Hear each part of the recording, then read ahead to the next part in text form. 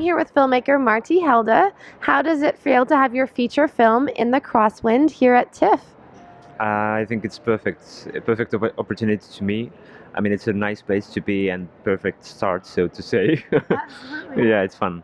And in this film, you have some beautiful tableaux vivants. Tell me about the research that went into creating these beautiful tableaus. Well, it basically all started from paintings and old photographs. Not interpretation photographs because there aren't any, but we studied sculptures, paintings, all the art history basically, and we wanted to get the essence how the person's body are like presented in different positions. So that was our goal, and we used the Alexander technique or the spine technique, how to be still or stand still for several minutes. So that was the baseline for the creation of the tableau. And this film was based on a real-life diary of the real-life Erna. Am I saying that right? Yes, that's right. And what was it about her diary that really struck you? I think it struck that she kind of explored or described the sense of time, or how time stopped for those people who went away to Siberia. And it was really not negative at all. It was like a positive way how to describe that they felt, those guys who went to Siberia, it felt that the time stopped for them, and they were still living in Estonia, in their homeland, but the bodies basically forced to Siberia. And that moved me, that it is still possible in very hard conditions to stay alive in a sense of minded. That your mind is still clear and you can basically describe the atmosphere in really poetical way. And the diary in that sense was remarkable.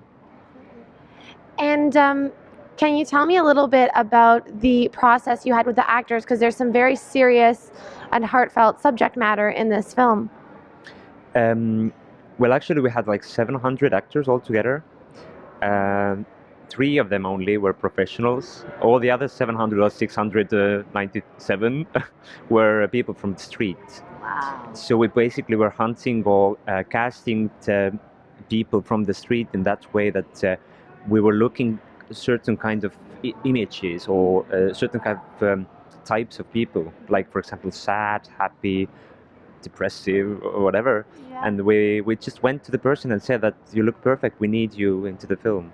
So we had the casting package of 7,000 people altogether, and then we basically filtered them, and we choose like the 700 is going to be in the last or the final round in the film.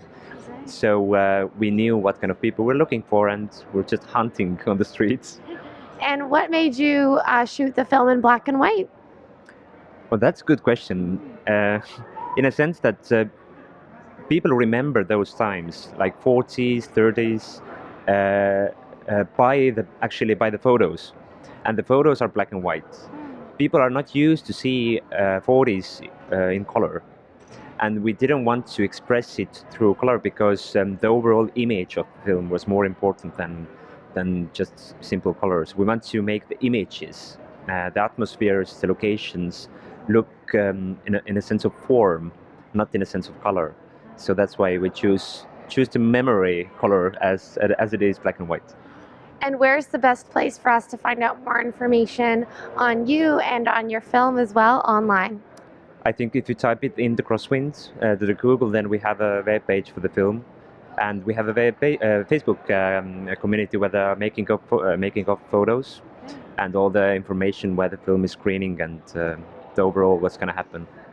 And because I interviewed him a few years ago at the Oscars, tell me a little bit about what it's like to work with Tanel Toom. He's a funny guy, really optimistic, and there's lots of things what to learn from him. So, funny guy to hang around. That's the main thing. Great. Well, thank you so much, and have an amazing time here in Toronto. Thank you. Thank you. I'm Katie Uhlmann reporting for KD Chats in downtown Toronto.